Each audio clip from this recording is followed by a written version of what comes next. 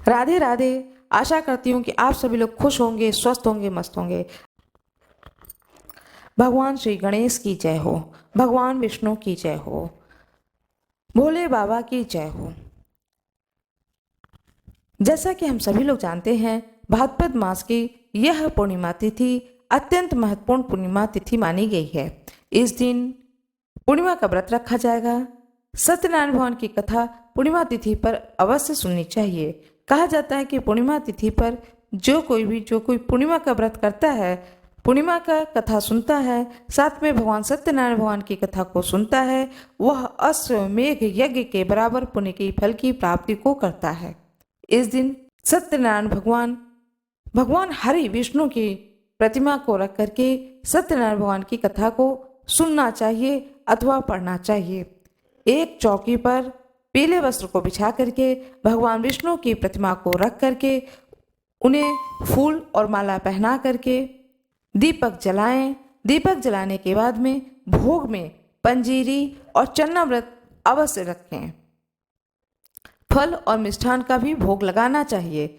इसके बाद भगवान सत्यनारायण की कथा को सुनना चाहिए। जो कोई भी सत्यनारायण भगवान की कथा को सुनता है, भगवान सत्यनारायण हरि विष्णु उसके सारे दुख और कष्ट को हर लेते हैं और उसे जीवन में लक्ष्मी की कृपा की प्राप्ति होती है।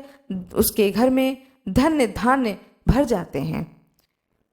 सत्यनारायण भगवान की कथा को सुनने के बाद में आरती करें। आरती करने के बाद में ब्राह्मण के लिए दान स्वरूप सीधा अवश्य निकालें। यह अवश्य करें, यह बहुत जरूरी होता है। साथ में जो कोई पूर्णिमा का व्रत धारण करते हैं, उन्हें पूर्णिमा की कथा भी सुननी चाहिए। पूर्णिमा तिथि पर रात में चंद्रमा को अर्घ देकर खीर पूरी का भोग लगा करके, भगवान विष्णु को खीर पूरी का भोग लगा करके रात के समय में जब आप चंद्रमा को अर्घ दें, उसके बाद उस खीर पूरी को प्रसाद स्वरूप आप स्वयं भी ग्रहण करें। इस प्रकार से यह पूर्णिमा व्रत को धारण करना चाहिए। उस दिन सत्यनारायण भगवान की कथा को सुननी चाहिए, साथ में पूर्णिमा व्रत कथा को भी अवश्य सुनें। भाद्रपद पूर्णिमा कथा। हाथ में पुष्प और अक्षत अवश्य ले लें। पौराणिक कथाओं के अनुसार द्वापर युग में एक बार यशोदा माँ ने भगवान श्री कृष्ण से पूछा कि वह उन्हें एक ऐसा व्रत बताएं जिसको करने से मृत्युलोक में स्त्रियों को विधवा होने का भय न रहे। भगवान श्री कृष्ण ने यशोदा माँ को बताया कि स्त्रियों को 32 पूर्णिमा का व्रत करना चाहिए।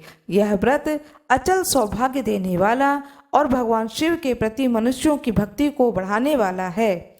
यशोदा माँ ने श्री कृष्ण से पूछा कि क्या इस व्रत को मृत्युलोक में किसी ने किया था। इस पर भगवान ने बताया कि कार्तिका नाम की नगरी थी, वहाँ चंद्रहास नामक एक राजा राज करता है। उसी नगरी में धनेश्वर नाम के ब्राह्मण की पत्नी रूपवती थी। दोनों एक दूसरे से बेहद प्यार करते थे और उस नगरी में बहुत प्रेम से रहते थे। घर में किसी भी चीज की कमी नहीं थी, लेकिन संतान न होने के कारण वह अक्सर दुखी रहा करते थे। एक दिन एक योगी उस नगरी में आया। वह नगर के सभी घरों से भिक्षा लेता था, लेकिन रूपवती के घर से भिक्षा नहीं लेता था। एक दिन दुखी होकर धनेश्वरी योगी से भिक्षा न लेने की वजह पूछता है। इस पर योगी ने कहा कि निसंतान के घर की भीख पतितों के अन्न के समान होता है। इस पर उस योगी ने कहा कि निसंतान के घर की भिक्षा नहीं लेनी चाहिए और जो इस भिक्षा का अन्न ग्रहण करता है वह भी पतित हो जाता है। इसलिए पतित हो जाने के भय से वह उनके घर की भिक्षा को नहीं लेता है। इसे सुनकर धनेश्वर दुखी हो गए और उन्होंने योगी से पुत्र प्राप्ति का उपाय पूछा। इस पर योगी ने माँ चंडी की उपासना करने की सलाह दी। धनेश्वर देवी चंडी की उपासना करने के लिए वन में चला गया। माँ चंडी ने धनेश्वर की भक्ति से प्रसन्न होकर 16वें दिन दर्शन दिया। माँ चंडी ने कहा कि तुम्हारा पुत्र होगा, लेकिन वह केवल 16 वर्षों तक ही जीवित रहेगा।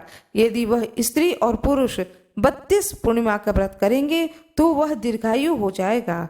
माँ चंडी ने एक आम के वृक्ष पर चढ़कर फल तोड़कर उसे पत्नी को खिलाने को कहा।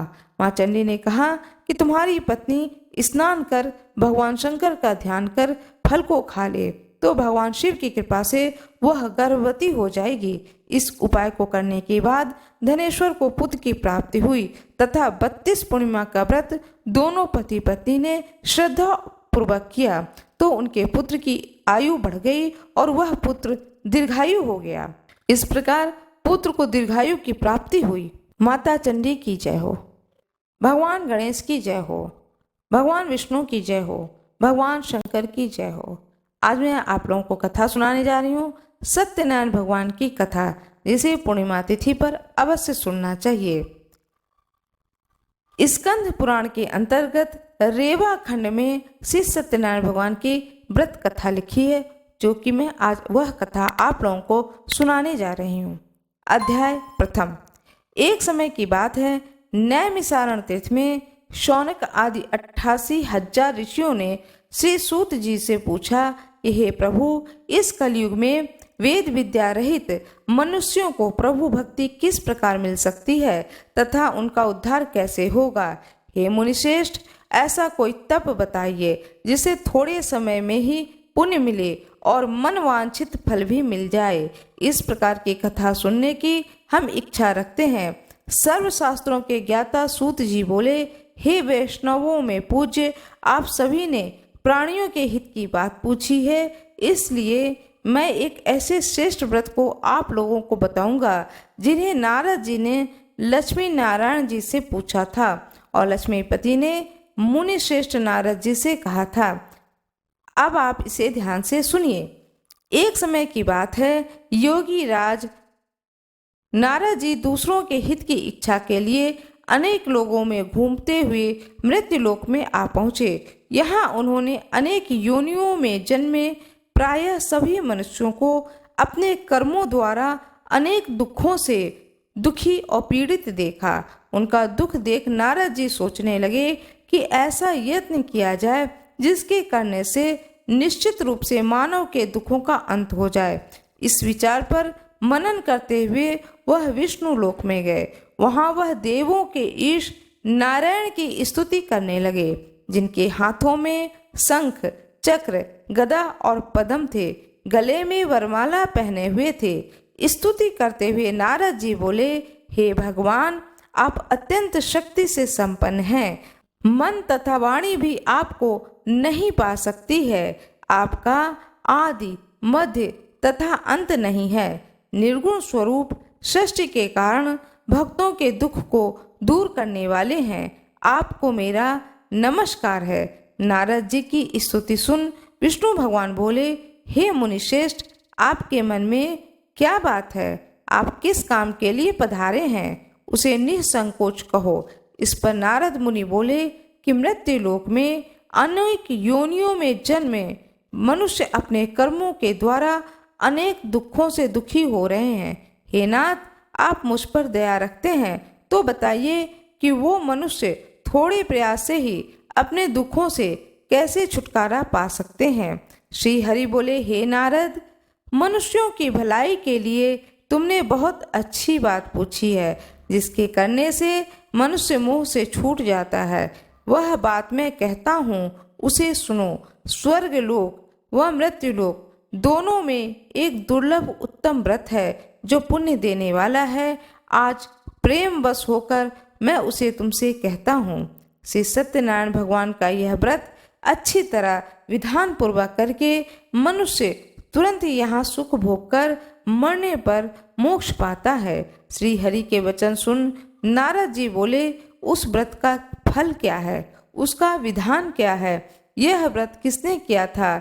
इस व्रत को किस दिन करना चाहिए? सभी कुछ विस्तार से बताएं। नारद जी की बात सुनकर श्री हरि बोले, दुख व शोक को दूर करने वाला, यह सभी स्थानों पर विजय दिलाने वाला, मानव को भक्ति व श्रद्धा के साथ साथ शाम को श्री सत्यनारायण भगवान की पूजा धर्म परायण होकर ब्राह्मणों व बंधुओं के साथ करनी चाहिए। भक्ति भाव से ही नैवेद्य, केले का फल, घी, दूध और गेहूं का आटा, सवाया लें। गेहूं के स्थान पर साठी के आटा, शक्कर तथा गुड़ लेकर भगवान का प्रसाद बनाकर भगवान को भोग लगाएं। ब्राह्मणों सहित बंधु बांधवों को भी भोजन कराएं। उसके बाद स्वयं भोजन करें। भजन कीर्तन के साथ भगवान की भक्ति में लीन हो जाएं। इस तरह से सत्यनारायण भगवान का यह व्रत करने पर मनुष्य की सारी इच्छाएं निश्चित रूप से पूरी हो जाती हैं। यह इस कली काल का कलयुग में मृत्यु लोक में मोक्ष का यही एक सरल उपाय बताया गया है। श्री सत्यनारायण भगवान की जय हो। इति श्री सत्यनारायण व्रत कथा का प्रथम अध्याय। भगवान सत्यनारायण की जय हो। दूसरा अध्याय।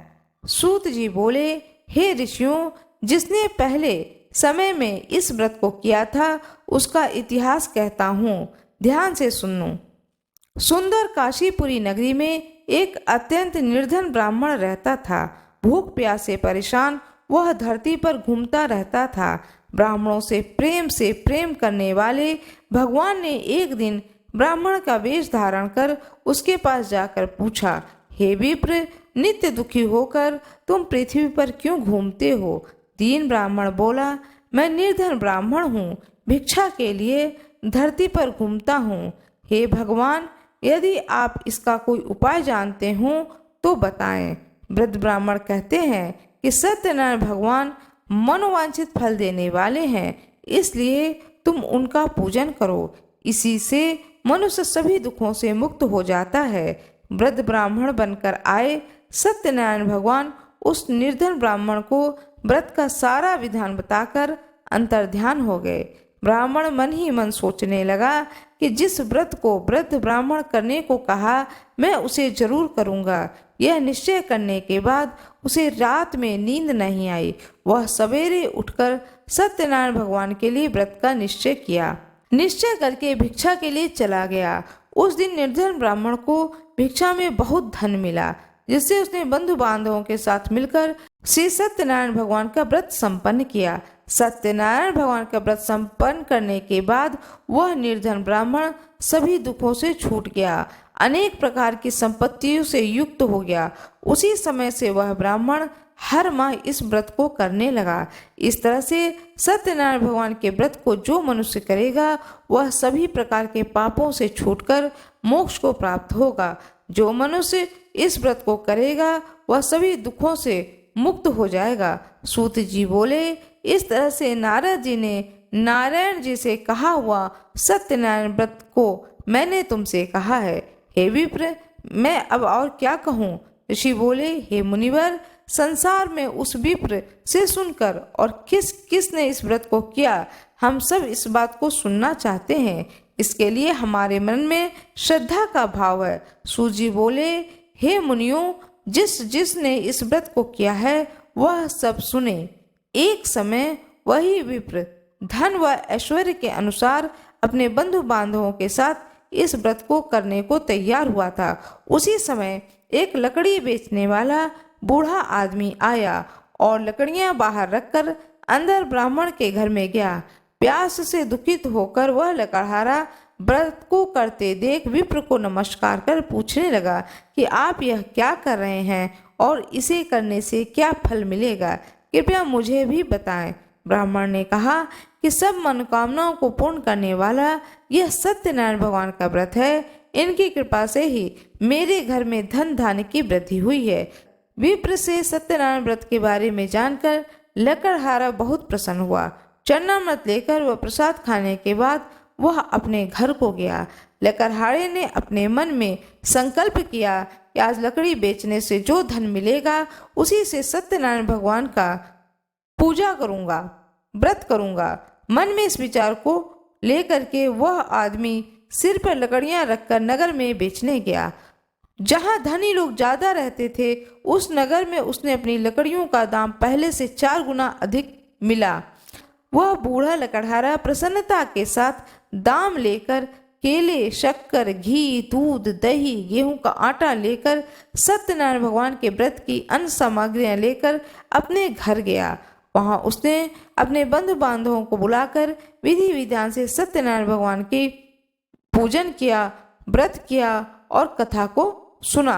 इस व्रत के प्रभाव से वह बूढ़ा लकड़हारा धन पुत्र आदि से युक्त होकर संसार के समस्त सुख को भोग कर अंतकाल में बैकुंठ धाम चला गया। इति श्री सत्यनारायण व्रत कथा का द्वितीय अध्याय संपूर्ण। श्री सत्यनारायण भगवान की जय हो। तीसरा अध्याय। सूत जी बोले, हे मुनि श्रेष्ठ, अब आगे की कथा कहता हूँ। पहले समय में उल्का मुख नाम का एक बुद्धिमान राजा था। वह सत्यवक्ता और जितेंद्रिय था। प्रतिदिन देव स्थानों पर जाता और निर्धनों को धन देकर उनके कष्ट दूर करता था। उसकी पत्नी कमल के समान मुख वाली तथा सती साध्वी थी। भद्रशिला नदी के तट पर उन दोनों ने श्री सत्यनारायण भगवान का व्रत किया। उसी समय साधु नाम का एक वैश्य आया। उसके पास व्यापार करने के लिए बहुत सा धन भी था। राजा को व्रत करके देखकर वह विनय के साथ पूछने लगा, हे राजन, भक्ति भाव से पूर्ण होकर आप यह क्या कर रहे हैं? मैं सुनने की इच्छा रखता हूँ, तो आप मुझे बताएं। राजा बोला, हे साधु, अपने बंधु बांधवों के साथ पुत्र आदि की प्राप्ति के लिए महाशक्तिमान श्री सत्यनारायण भगवान का व्रत व पूजन कर रहा हूँ। राजा के वचन को सुनकर साधु आदर से बोला, हे राजन, मुझे इस व्रत का सारा विधान कहिए। आपके कथन अनुसार मैं भी इस व्रत को करूँगा। मेरी भी संतान नहीं है। इस व्रत को करने से निश्चित रूप से मुझे संतान की प्राप्ति होगी। राजा से व्रत का सारा विधान सुनकर व्यापार से निवृत्त हो वह अपने घर गया। साधु वैश्य ने अपनी पत्नी को संतान देने वाले इस व्रत का वर्णन सुनाया और कहा कि जब मेरी संतान होगी तो मैं इस व्रत को करूंगा। साधु ने इस तरह के वचन अपनी पत्नी लीलावती से कहे।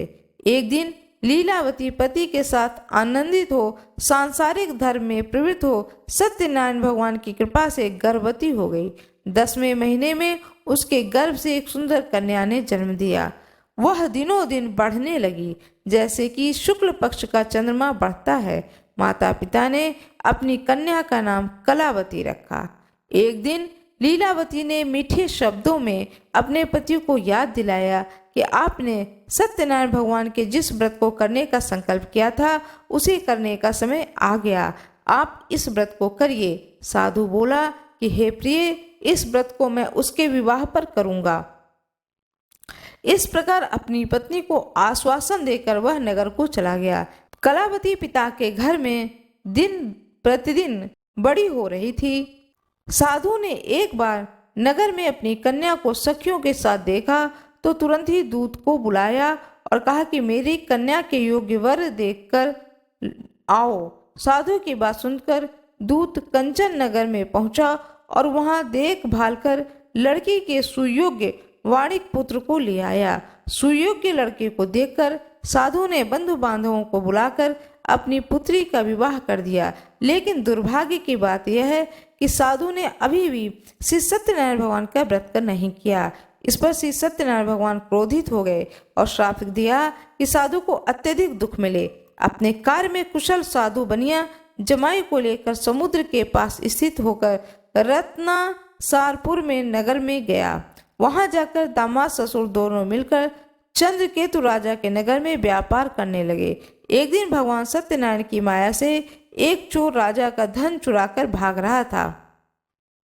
उसने राजा के सिपाहियों को अपना पीछा करते देख चुराया हुआ धन वहां रख दिया जहां साधु अपनी जमाई के साथ ठहरा हुआ था।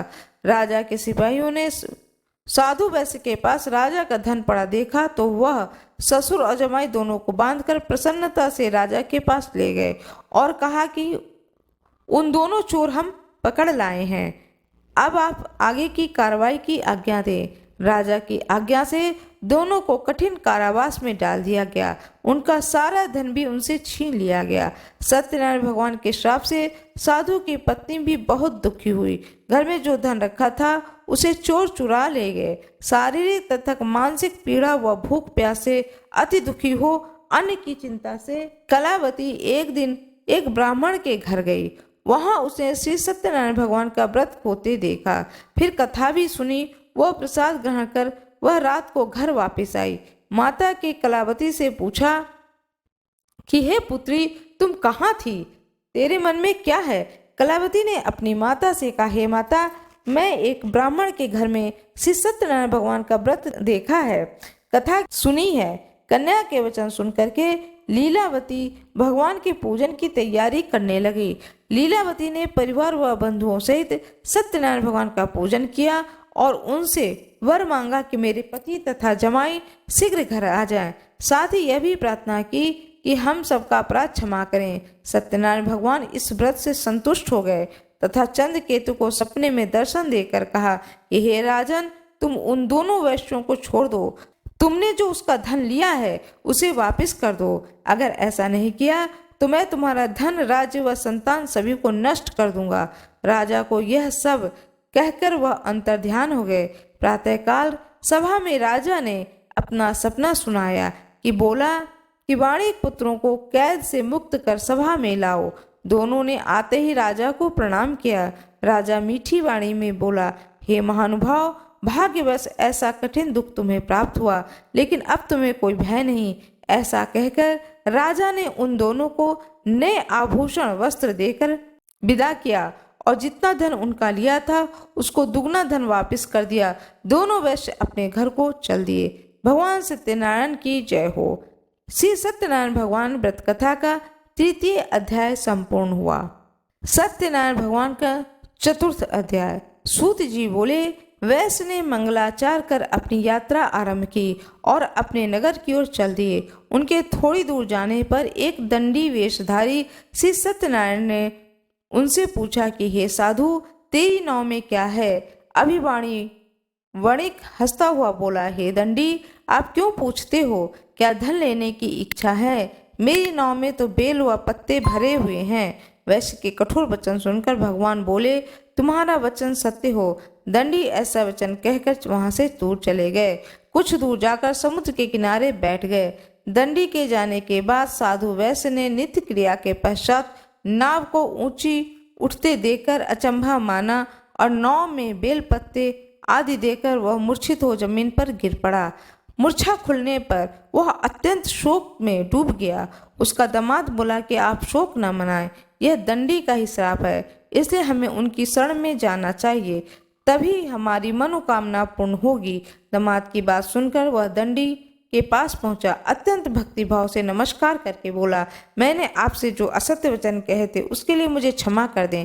ऐसा कहकर महान शोका आतुर होकर वह रोने लगा। तब दंडी भगवान बोले, हे वाणिक पुत्र, मेरी आज्ञा से बार बार तुम्हें दुख प्राप्त हुआ, तुम मेरी पूजा से विमुख हुआ। साथ ही बोला, हे भगवान, आपकी माया से ब्रह्मा आदि देवता भी आपके रूप को नहीं जानते, तब मैं अज्ञानी कैसे जान सकता हूँ? आप प्रसन्न होइए, अब मैं सामर्थ्य के अनुसार आपकी पूजा करूँगा, मेरी रक्षा करो। पहले के समान नौका में धन भर दो। साधु वैश्य के भक्ति पूर्वक वचन को सुनकर भगवान प्रसन्न हो गए और उसकी इच्छा अनुसार वरदान देकर अंतर ध्यान हो गए। ससुर और जमाई जब नाव पर आए तो नाव धन से भरी हुई प्राप्त हुई। सत्यनारायण भगवान की जय हो। इस प्रकार श्री सत्यनारायण भगवान कथा का चतुर्थ अध्याय समाप्त हुआ। लीलावती और कलावती दोनों बैठ करके भगवान सत्यनारायण की कथा सुन रही थीं। जब उन्होंने सुना कि उनके पति नगर में आ गए हैं तो कलावती ने बिना भगवान के प्रसाद को ग्रहण किए हुए अपने पति और पिता के दर्शन के लिए नदी के किनारे दौड़ती हुई पहुंच गई। जब वहां पहुंची तो देखी कि पति और पिता नाव सहित पानी के अंदर चले गए हैं। यह देख करके नगर में चीख पुकार मच गई। वह कलावती भगवान सत्यनारायण को याद करने लगी। तब उसे याद आया कि मैंने तो प्रसाद ग्रहण ही नहीं किया है। फिर वह भाग करके दौड़ी दौड़ी अपने घर को आती है और जो भोग लगाया था उस प्रसाद को कलावती ग्रहण करती है। उसके बाद अपनी माँ के साथ भगवान सत्यनारायण से क्षमा प्रार्थना करती है कि मेरे पति को सकुशल नगर में ले आए, मेरे घर तक ले आए। भगवान सत्यनारायण प्रसन्न हो जाते हैं और उसके पति और उसके पिता सकुशल नदी में ऊपर आ जाते हैं और वह नाव से उतर करके नगर के अंदर आते हैं। फिर वह घर पर आते हैं। जब घर पर आते हैं तो देखते हैं कि पत्नी और बेटी भगवान सत्यनारायण की कथा को, व्रत को बड़े ही श्रद्धाभाव पूर्वक कर रही है इस चीज को देख करके वह साधु वैसे बड़ा ही प्रसन्न होता है और वह भी सत्यनारायण भगवान की को मन ही मन नमस्कार करता है और कहता है कि मैं अपने पूरे परिवार सहित बंधु बांधवों सहित आपका पूर्णिमा तिथि पर कथा अवश्य सुनूंगा। फिर जब पूर्णिमा तिथि आती है तब वह वैश्य साधु वैश्य अपने परिवार सहित कथा को भगवान सत्यनारायण की कथा का श्रवण करता है, ब्राह्मणों को भोजन कराता है और स्वयं ही श्रद्धा पूर्वक ब्राह्मणों को भोजन कराने के बाद में स्वयं श्रद्धा पूर्वक भोजन को ग्रहण करता है। इस प्रकार जिस तरह से सत्यनारायण भगवान ने कृपा करी उस वैश्य के ऊपर सदा सर्वदा सभी के ऊपर भगवान श्री सत्यनारायण की कृपा बनी रहे। भगवान सत्यनारायण की कथा का 5वां अध्याय समाप्त हुआ। सत्यनारायण भगवान की जय हो, भगवान विष्णु की जय हो, माता लक्ष्मी की जय हो, भगवान शंकर की जय हो। राधे राधे, श्री शिवाय नमस्तुभ्यम। आज मैं आप लोगों को बताने जा रही हूँ उमा महेश्वर व्रत। यह व्रत कब किया जाता है, पूजा का विधान क्या है और कथा भी सुनाने जा रही हूँ। कृपया मेरे वीडियो में अंत तक बने रहें। कृपया मेरे वीडियो को लाइक जरूर कर दें। उमा महेश्वर व्रत, यह व्रत भाद्रपद पूर्णिमा को किया जाता है। पूजा का विधि विधान यह है कि इस दिन भगवान शंकर और माता पार्वती की पूजा करनी चाहिए। प्रातः शुद्ध होकर के भगवान शंकर की मूर्ति को स्नान करा के बेलपत्र फूल आदि से पूजन कर प्रार्थना करें तथा रात्रि को मंदिर में जागरण करें। इस प्रकार यह व्रत 15 वर्ष तक करना चाहिए। अंत में पूजन के बाद यथाशक्ति ब्राह्मण भोजन दक्षिणा देकर व्रत समापन करें। इसके करने से अत्यधिक धन की प्राप्ति होती है। कथा सुनाने जा रही हूँ। अपने हाथ में चावल और पुष्प ले लें। एक बार भगवान विष्णु को दुर्वासा ऋषि ने भगवान शिव की माला दी। भगवान विष्णु ने उस माला को गरुड़ को पहना दी। इससे दुर्वासा ऋषि क्रोधित हो गए और क्रोधित होकर के भगवान विष्णु से बोले कि तुमने भगवान शंकर का अपमान किया है, तुम्हारे पास से लक्ष्मी चली जाएंगी और क्षीर सागर से भी हाथ धो लोगे, तब शेष नाग भी सहायता नहीं करेंगे।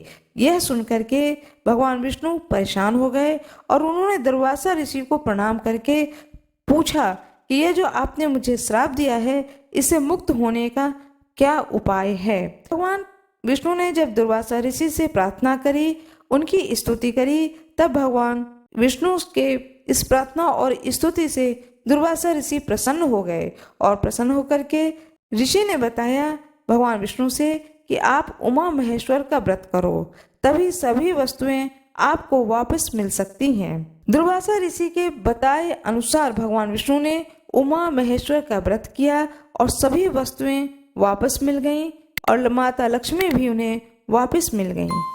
तब व्रत के प्रभाव से लक्ष्मी आदि समस्त स्थापित वस्तुएं भगवान विष्णु को पुनः मिल गईं। इसलिए उमा महेश्वर व्रत किया जाता है, जिसके प्रभाव से इस पृथ्वी लोक के समस्त सुख संपत्ति की प्राप्ति होती है। जब भगवान विष्णु ने यह व्रत को धारण किया, इस व्रत को भगवान विष्णु ने जब धारण किया तो इस व्रत को पृथ्वी लोक के समस्त प्राणियों को धारण करना चाहिए। भगवान विष्णु की जय हो, माता लक्ष्मी की जय हो, दुर्वासा ऋषि की जय हो। मेरा यह वीडियो कैसा लगा कृपया कमेंट बॉक्स में जरूर बताएं। वीडियो को लाइक करना न भूलें, चैनल को सब्सक्राइब जरूर कर दें। धन्यवाद।